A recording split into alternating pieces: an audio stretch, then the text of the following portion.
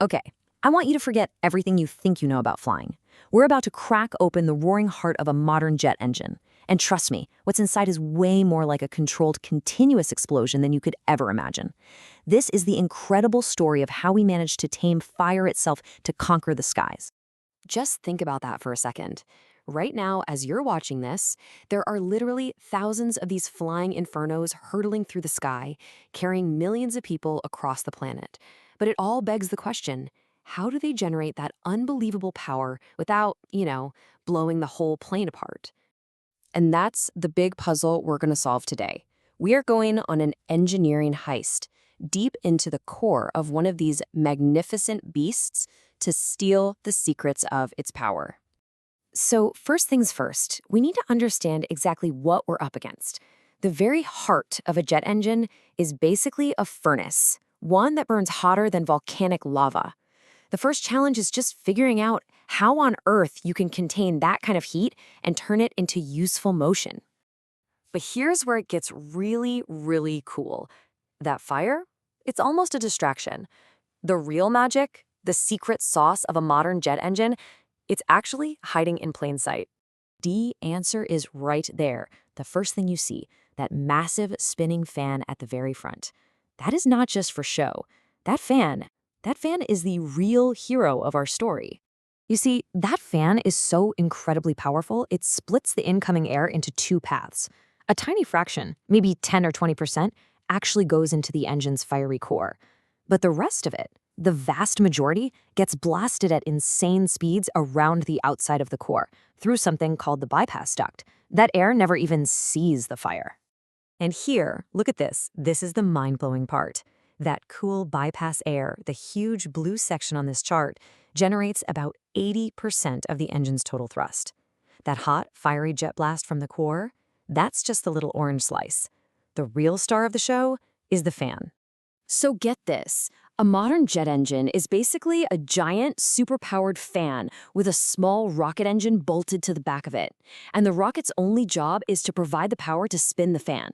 I mean, that's like having a V8 engine in your kitchen just to power your blender. It's completely insane, but it is also what makes it so incredibly efficient.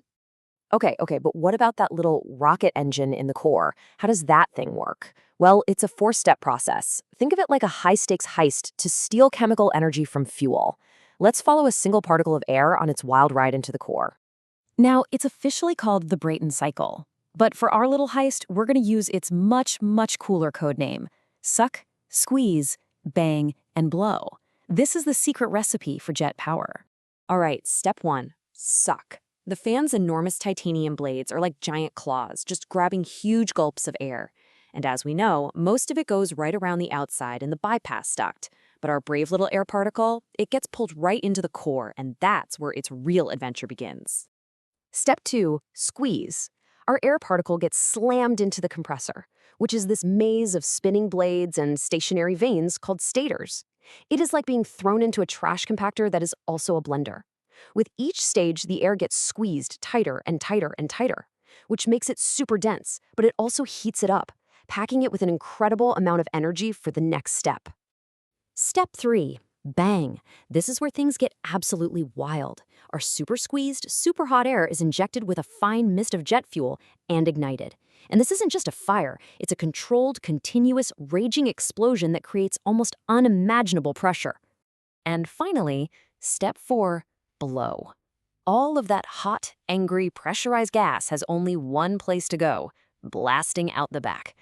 But on its escape route, it has one absolutely critical job to do. It has to spin through a series of tiny, super strong windmills called turbines. And this is where the real genius of the whole design comes together. This next part is the part that will absolutely blow your mind. It is a perfect, elegant, self-sustaining loop of power, and it is what makes the entire thing actually work. So first, let's talk about the basic physics of thrust. As the engine violently shoves a huge mass of air out the back, that's both the fan air and the core exhaust, Newton's third law says that the engine, and the plane attached to it, have to be pushed forward with an equal and opposite force.